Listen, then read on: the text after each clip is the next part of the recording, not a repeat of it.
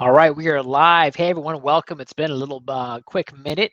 Yeah, I want to share with you some market updates of what's happening in the housing market because we are in August, and traditionally we see a very cyclical seasonality of when school starts, prices drop, market slows. Are we seeing that? Are we feeling that? Let's take a look. I'm not going to do the intro, but I am just going to go ahead and bring in some market stats and some market information from the Orlando Regional Realtors Association. Then we're going to digest it and talk on it. So let's see if this works through here.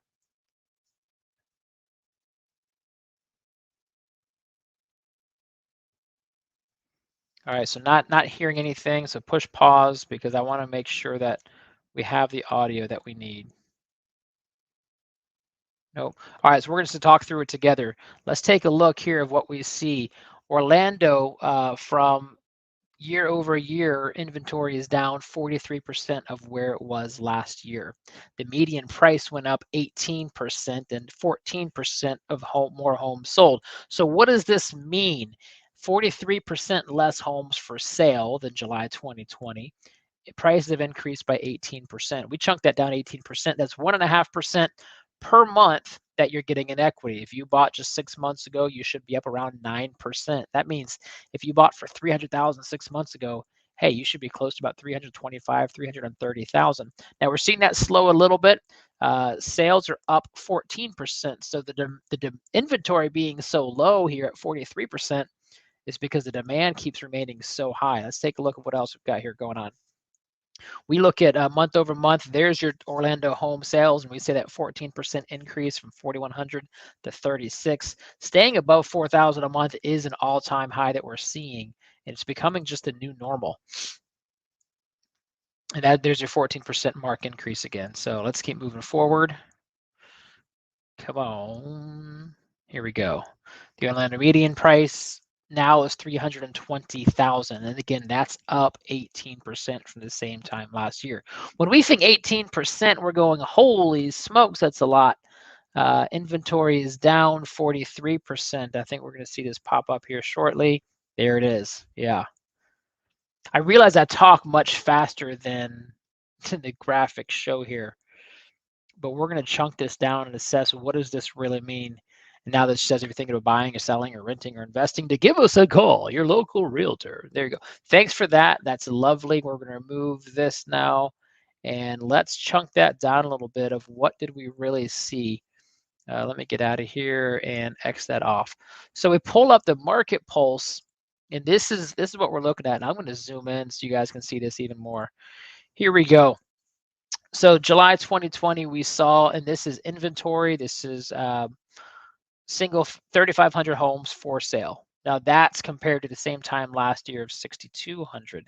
Now instead, we know it's been a crazy market since last year. Let's look at the last 2 and 3 months of what's changed from even this crazy summer that we've had. Well, 3,500 is more inventory than we've seen really since January. So this is the second highest number of homes that we've had for sale. What does this mean? Well, the reason we've been playing the Hunger Games of real estate is there's no doggone houses for sale for all of the buyers. Having an extra 500 homes for sale, I mean 3,500 over to that, that's about 15% more inventory month over month. So that's really great news for this market that we've just needed to cool down a little bit. Single family condos, townhomes, they should all stay pretty consistent there. Yeah, everything is kind of proportionate, right? So it's not like we're seeing a rise in any one direction or any one spot. New listings that hit the market is 4,700. So not only do we have more homes currently for sale, check out the new listings, 4,700, up from 46, from 43, from 42 to 39. Have you seen a 4,700 on here? I haven't. We listed more homes for sale last month than we have the previous year and a half. So more people are now ready to list. Where is that coming from?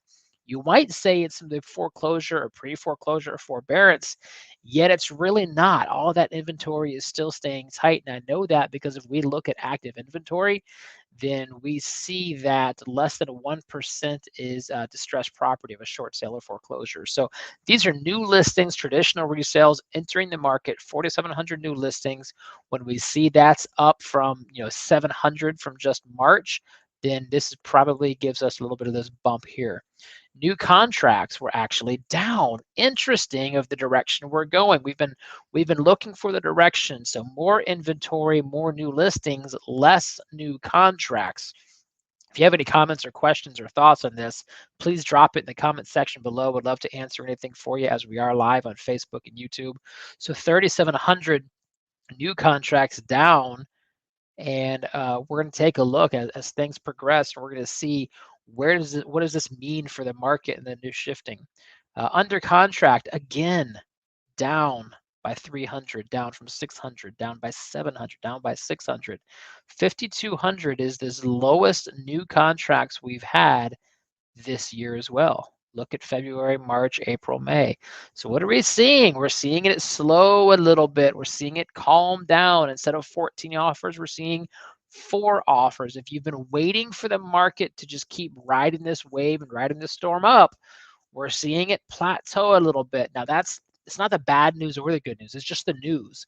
Because at the end of the day, when we still see 3,500 homes for sale and under contract 5,200 or new contracts 3,700, we're still at under a month of inventory. Under a month of inventory, which means next month another 3,500 people are going to buy a house, and they're going to take all of these houses. And then next month, we're going to have a whole new slew of listings. And until we can continue to outpace our listings from our sales, we're going to stay in this seller's competitive market. I think what's happened as well is a lot of these overbidding of over appraisals are catching up, and now they're the new comps. We just sold a house for $350 to appraised at $330. The buyer paid $20,000 over, and it's worth every bit of it because of all the attention to detail and the upgrades. Yet appraisers weren't always seeing it. Well, now that $350 house is the new comp. So now a house up the street has a $350 comp, and it's going to keep those prices up, which we say is 18%.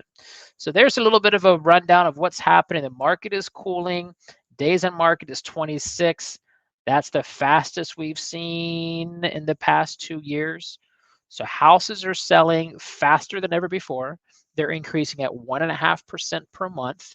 And the market is cooling a little bit. And how do we know that? Because we've had more inventory we've had in the past 4 months with more listings, more new listings that we've had in the past 2 years. So we are seeing that. We're still starving for listings. If you're thinking about selling, please let us know. Here's something I want to share with you guys. Where are we at? I'm going to pull it up. This is an interesting article I saw from realtor.com. Let me zoom this guy up a little bit so we can see it. Here we go. It's where are homes outpacing wage growth the most? I thought this is an interesting article. Let me get rid of that. Yep, continue as me. And get a little bit bigger. Here we go. So when we look at California, Montana, Georgia, Missouri, Arizona, Ohio, Texas, Tennessee, Pennsylvania, North Carolina, look at these home prices. If you can't see it, let me just zoom it up a little bit more for you there. Get over there. Get over there. Okay, I can't. 66%. You thought 18 was a lot. Check this out. 66%. I'm going to make it even bigger. Home growth in California, 65 in Montana, 49 in Georgia. 33% is the lowest of that top 10, and that's in Watauga County, North Carolina. So when we look at 18%, it's actually not too bad compared to what the rest of the market is doing. Let me get back over here.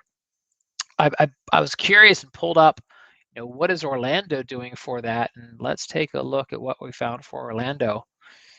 This states, and it's hard for you to see it right here. That might be a little bit easier. That overall, Orlando's housing expenses are 11% lower than the national average. Now, when I see that, I'm going, there's no way our housing expenses are 11% lower than the national average. Yet it makes sense when you look at the other cities that are growing 30, 40, 50, 60% year over year.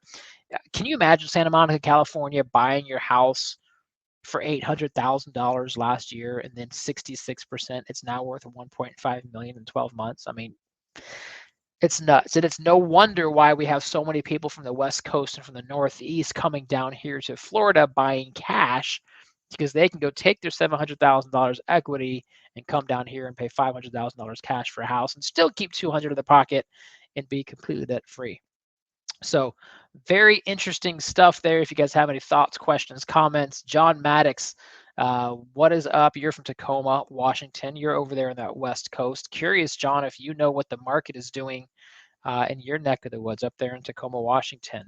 We're seeing California 30, 50, 60%. We had some friends in town from Austin, Texas.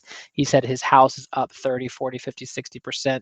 Had another friend moving to North Carolina, and the protocol of how they're putting in offers in North Carolina now is you better have $25,000 to $50,000 in escrow for a $500,000 house. So you're putting 5 to 10% down, and that escrow, as soon as that offer is accepted, it becomes non-refundable. There's no inspection period. There's no as is.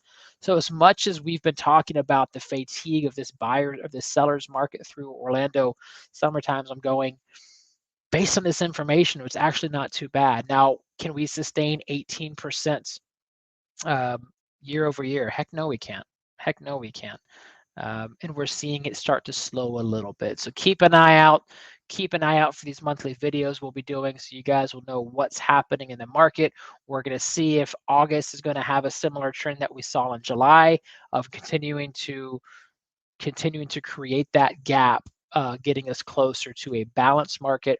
Keep in mind, we're still at 1 month inventory. For us to have a balanced market, we need 5 to 7 months. And only when we get above 7 months inventory do we start seeing a buyer's market with prices inclined to drop. Let's think about that. If we sold 4,000 homes last year, multiply that, or last month, multiply that by 7, we need 28,000 homes for sale. We have 3,500. We got a long way to go. It's still a seller's market. Is it a good time to buy? Well, it's a tough time to buy right now. Interest rates are still at or sub 3% given your interest rate. So that's great for you. It's tough because it's still a seller's market, yet I don't see it changing out of a seller's market anytime soon. And as long as it stays in the seller's market, prices continue to rise. So I'm going to ask you, what's your alternative? Buy now or buy later? Well, if you buy later, it's going to cost you more money with likely a higher interest rate. So there's a little bit of our tips from the chipper, or however you want to call me, if you guys have any questions or see specifically how it can help you in your real estate goals, or just curious what your house is worth. If you've also had that 18% rise, reply back, give us a shout out. We'd love to help, love to be a resource for you. Until then, we'll see you next month. Have a great day, everyone. Bye-bye.